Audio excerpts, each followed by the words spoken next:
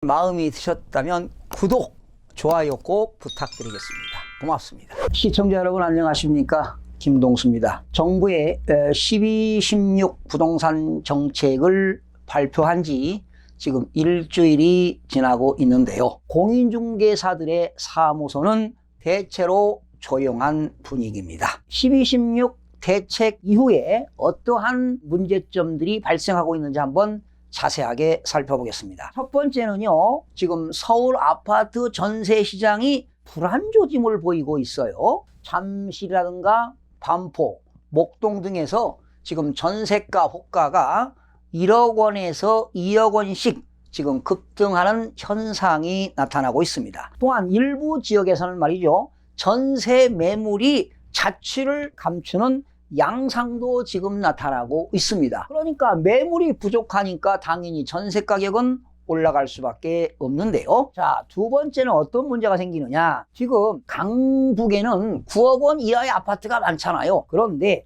이렇게 9억 원 이하의 아파트가 수요가 몰리면서 또 다른 풍선 효과가 지금 발생하고 있다는 것입니다. 특히 강북 상당수 아파트들이 정부 대책을 도리어 호재로 인식하면서 일주일 만에 1, 2천만 원씩 호가를 올리는 모습들이 지금 나타나고 있습니다. 세 번째는 시세가 15억 이상인 고가 아파트가 비교적 많이 몰려있는 서울 강남 재건축 시장에서는 호가가 2억 원가량 낮춘 급매물이 지금 속속 출현하고 있습니다. 특히 재건축 아파트가 몰려있는 양천구, 목동, 신시가지 일대도 가격이 지금 하락하면서 매매 거래가 완전히 소강 상태입니다. 그러면 이렇게 강남의 재건축 지역의 아파트가 하락하는 이유는 무엇일까 한번 알아볼까요? 이렇게 초고가 주택에 대한 담보대출이 완전 전면 지금 금지하고 있죠. 1원도 대출이 안 됩니다. 이러한 고가주택에 대한 보유세를 대폭 강화하는 영향으로도 보입니다. 최근 들어 가격 급등에 따른 필요감 등의 영향으로 이제는 집값이 내릴 때가 됐다는 분위기도 일부 확산되고 있습니다. 참 어느 지역은 떨어지고 어느 지역은 올라가고 참 이 부동산 시장은 심리전이 강한 거 아니겠습니까? 이러다 보니까 이런 정부가 부동산 대책을 발표해도 시시비가 지금 오고 가는 거 아니겠습니까? 하지만 지금은 저금리 상황 아니겠습니까? 한국은행의 기준금리가 1.25%이기 때문에 전반적으로 조정폭은 크지 않을 것으로 보입니다. 지금 전반적으로 매수 문의가 말이죠, 5분의 1로 줄어들었습니다. 지금 매수세가 완전히 일시적으로 지금 사라진 상황인데요. 지금 매수인들은 당연히 관망세를 취하고 있고요. 매도인들은 역시 기존 가격을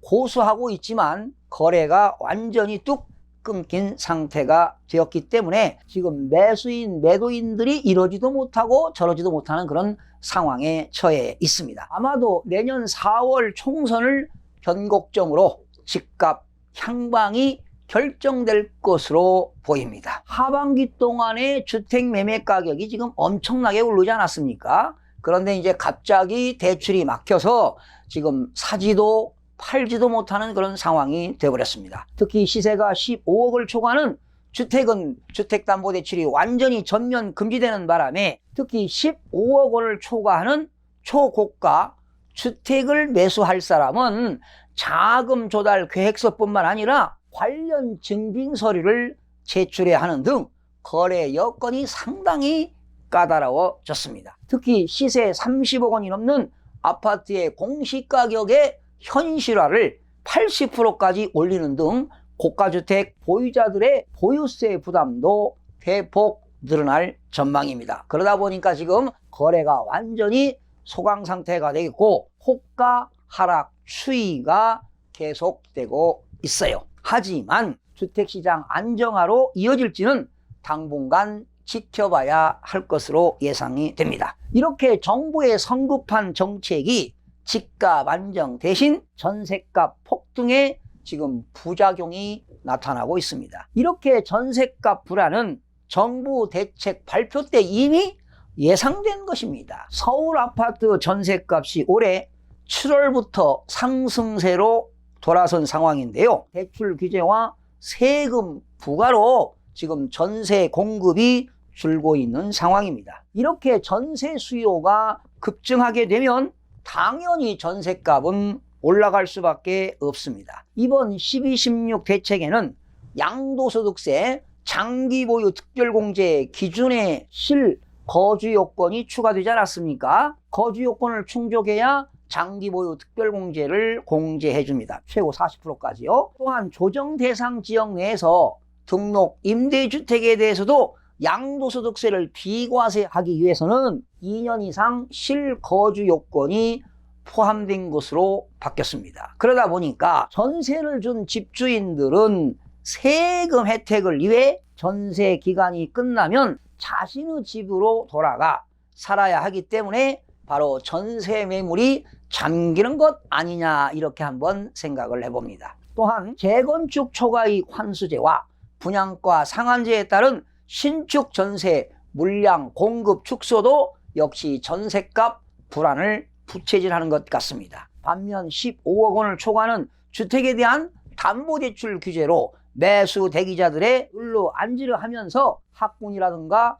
교통이 우수한 지역을 중심으로 당연히 전세 수요는 뛰고 있습니다. 특히 자사고라든가 외국고등학교 폐지 등 입시제도 개편과 겨울철 이사 수요도 전세값 상승을 자극한 것입니다. 이렇게 이념에 매몰되어 내놓은 정시 확대 정책이 이른바 교육 특구에 대한 수요를 자극하는 상황이 되어버렸습니다. 집주인들의 공시가격 상승과 종합부동산세 세율 상향 등으로 늘어나는 보유세 부담을 세입자들에게 전가하는 것도 전세값을 부추기는 요인이 되고 있습니다. 종합부동산세 등을 올리면 그 피해를 세입자가 고스란히 떠안게 되는 셈입니다. 과열된 집값을 잡기 위해서는 당연히 정부의 노력은 필요합니다. 그러나 좀 정책을 수립할 때는 심사숙고회계에서 시뮬레이션을 통해서 완벽한 정책을 좀 수립해야 되지 않겠습니까? 무주택 서민들에게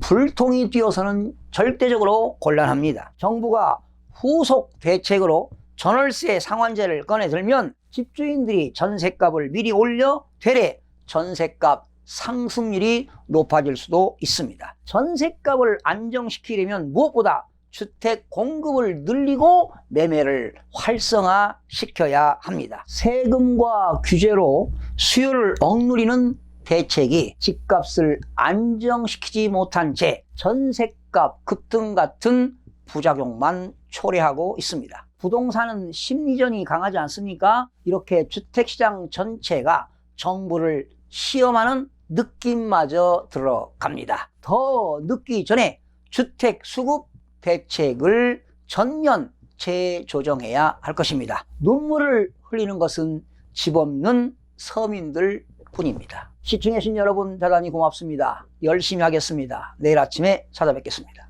마음이 드셨다면 구독, 좋아요 꼭 부탁드리겠습니다. 고맙습니다.